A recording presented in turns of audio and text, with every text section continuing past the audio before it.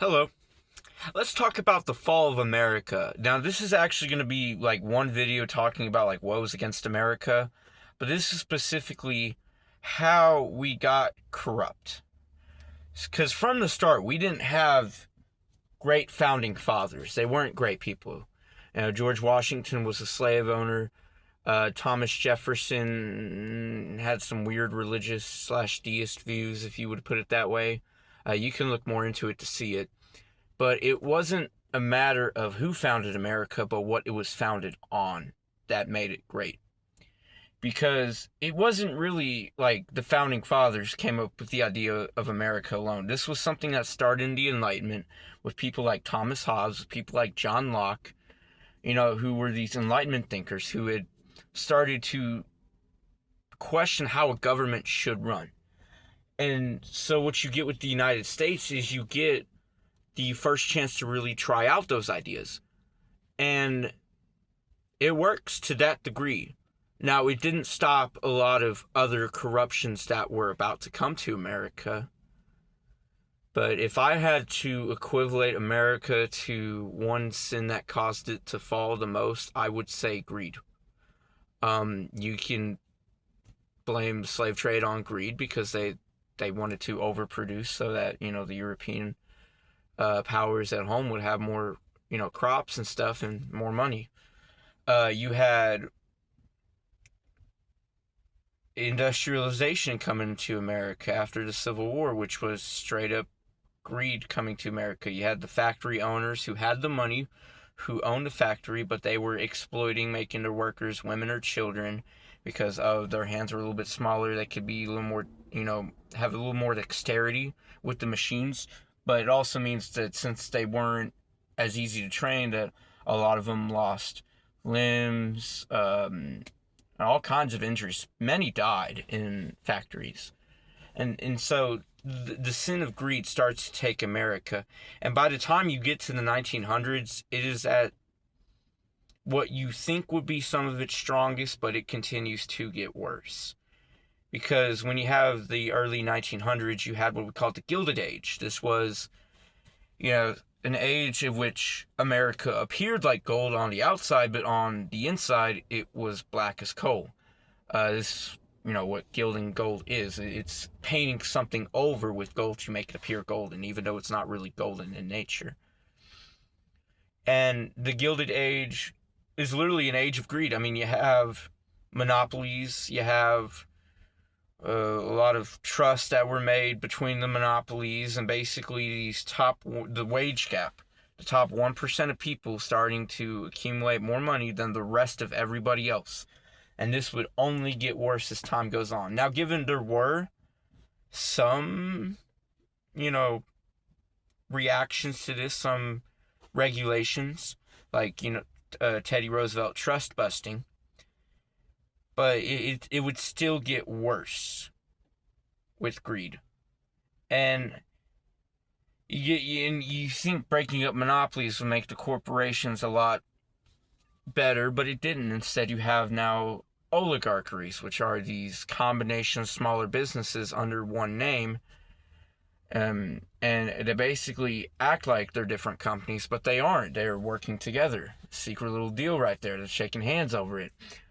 And in fact, it brought about what we call the illusion of choice when it comes to economy-based stuff. It's the idea that, you go to a grocery store, you see all these different brands of certain items, but in reality, there's only like maybe 3 companies at most owning all those brands collectively, given out of like all the 12, 13 brands you would see. And that it's just the evil of greed and how it got into America. We had the ability to be a great nation, but it was the sins of the few bad apples in the bunch that corrupted a nation. And so that's as far as how greed affected America. But one of the other sins that America is greatest for is pride. Pride is the root of all sin. If you had greed, you have to have pride at first anyway. But pride itself is also a sin. the egotistical part of it, the kind of part of it where you raise up yourself above everything else. And this especially became an issue globally. You know, I had a history teacher when I was at my college. He was saying the reason you have any wars, any conflict, is because of nationalism. Now, what is nationalism? It is making one's pride in the nation at which they live in. Now, there is no issue with saying that your nation is good, but when you say you are the best, all of a sudden, there are issues there. That's pride. Because truth is, there is only one best kingdom, and that's the one to come from Jesus Christ himself. And until we are in the kingdom of Christ, there is no such thing as a best kingdom. They're all corrupt in their own ways. But it got even worse when you get to the start of photography and media because of propaganda. Propaganda itself is such a cunning and evil way of sharing a message. I mean, you hear about it all the time with like dictators doing it, or Hitler used propaganda. Well, we do too. You know, we're no better than them. You know, it American propaganda. Like you look at any of like early Marvel comics with like Captain America. Captain America was up there fighting Hitler. They were demonizing Hitler. Now, is Hitler a good guy? No, not by any means. But you cannot go demonizing a fellow another human being if you claim to be a Christian nation, right? And it would only get worse with the Cold War, because now you had that patriotic faith coming in with the nationalism, the pride of America, and they're fusing into one, and that just doesn't work. And there's one specific part of pride that is a more modern thing that is a whole nother evil of itself, but I'll be talking about it in a different video, because it has to do more with Jezebel than actual pride. And to continue on with greed, in the modern day, because you had the development of like the movie industry, or these industries that were what we call white collar jobs, where you don't do a lot of labor, you're just making either entertainment or you're dealing with information. The rise of these kind of jobs, it had a bit of an issue, because like a certain amount of them are essential and needed, but then a certain amount of them are not, like TV shows and movies. Completely unnecessary for one to live their life. But yet, we as Americans had become so, fixed on the idea, so easily persuaded to it, that we dump millions upon millions into this industry. Millions upon millions into the music industry. And all these industries that are basically just art. Should art be priced? That's debatable. That's not my decision to make. But it shouldn't be overinvested in. Because when you overinvest in that, you begin to not have as much investment in, say, like the blue collar jobs. I mean, during the 70s, when the highway system and the interstate system was being built, it was built for nuclear evacuation, but if a nuke comes today, we're all screwed if that's the way we evacuate nukes, because highways couldn't keep up because not enough people were working the correct jobs. You had more traffic, and the roads, they don't stay up forever. Concrete doesn't last forever. It needs maintained. And so it's when you begin to invest in the more unnecessary parts of a nation that you lose the necessary parts, such as transportation, which keeps us in community. In fact, another greedy industry would be the car industry itself.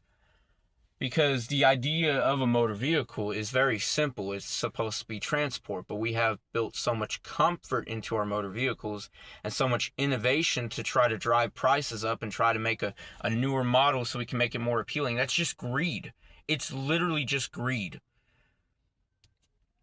And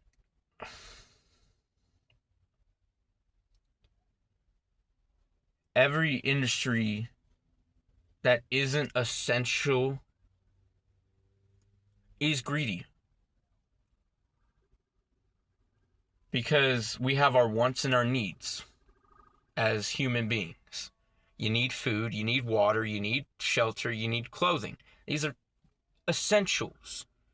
You don't need necessarily transportation, but you need community because we are social creatures. And so in that sense, transportation would be necessary unless you lived in a tight-knit community like, say, Amish people. And so as America became more greedy, and the top 1% became greedy, but then they're trying to sell more comfortable and pleasurable products to the lower 99%, and all of a sudden we are both a slothful and greedy people. And this is not a way to live as a Christian nation, but it's how we choose to live, and it's wrong. Now, I'm not saying, just start destroying these industries now. No. What you can do is you could boycott certain ones. Martin Luther King Jr., a great example of what to do in that case.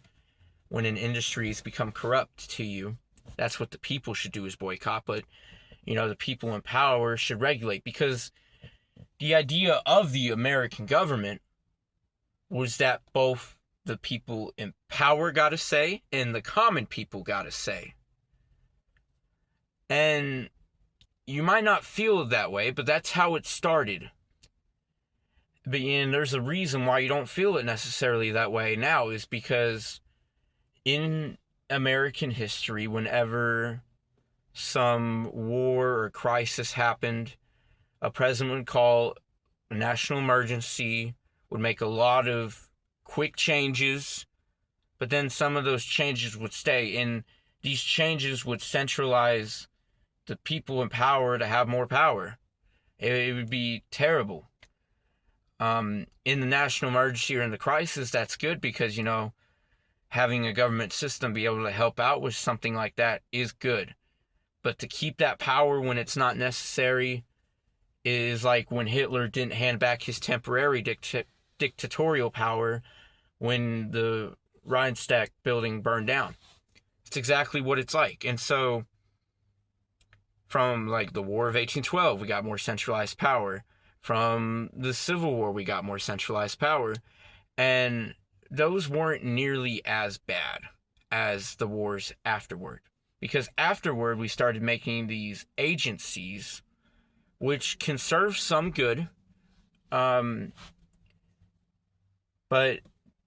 they overall they don't, because it is driving up income for the federal government, the federal powers, to people in power, and it is further dividing that gap. Because this is just basically statistics between any nation.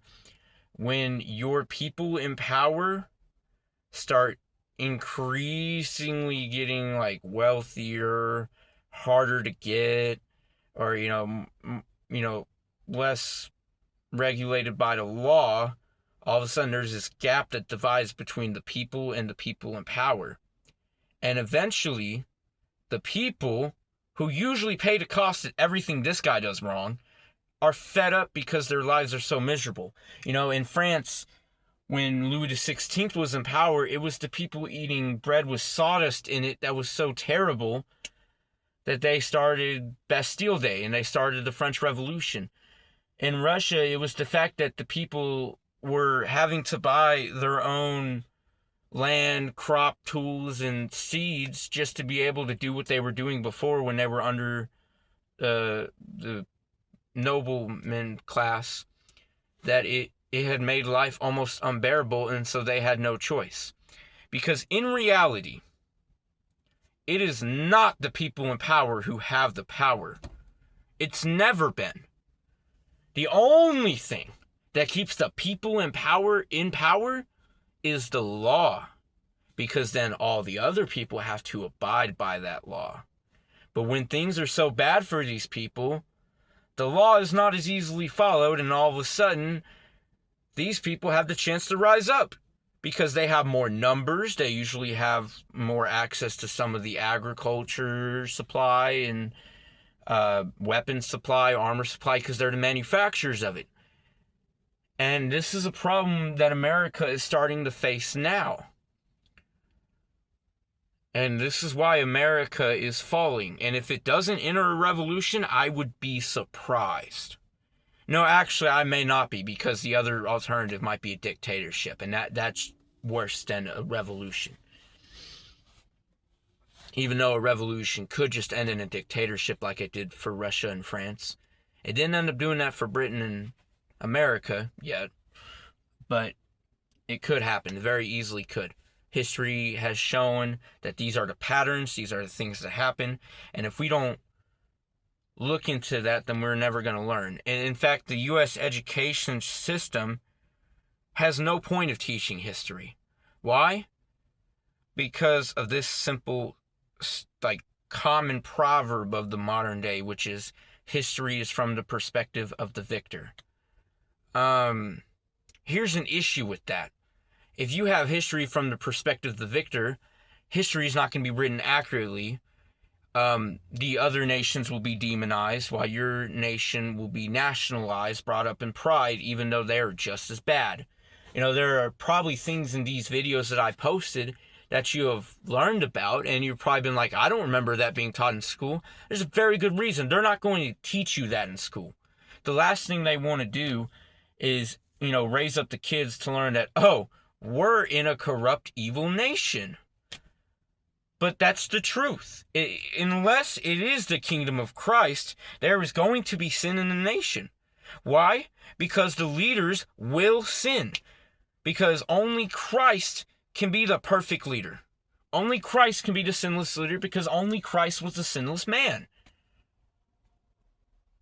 And so if the leader sins, he's going to make policies that are sin, and if it's not him that does it, some people, greedy corporations might also sin, and all of a sudden that messes up the economy.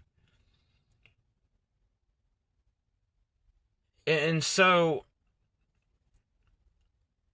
we as a nation have fallen off the narrow path. We are on the wide path. We haven't hit destruction quite yet, but it is inevitable. Unless we can get back on that narrow path that Christ calls us to. Because that's the thing with the narrow path. It's narrow for a reason. There is not a lot of wiggle room for what is right and wrong. There is only follow what Christ did. And in fact, another illusion could be, or not another illusion, another analogy. My bad.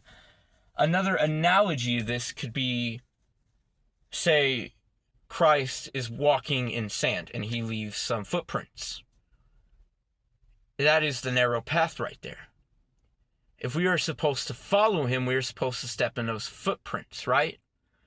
But here's what happens when people start to misstep from the footprints. All of a sudden, you can't really tell which footprints are Christ footprints and which ones are not. All of a sudden, you got all these different forks in the path for the footprints because people went off and did wrong things. Or people went out of step, and all this, it blurs the narrow path. And we've seen that in the world today.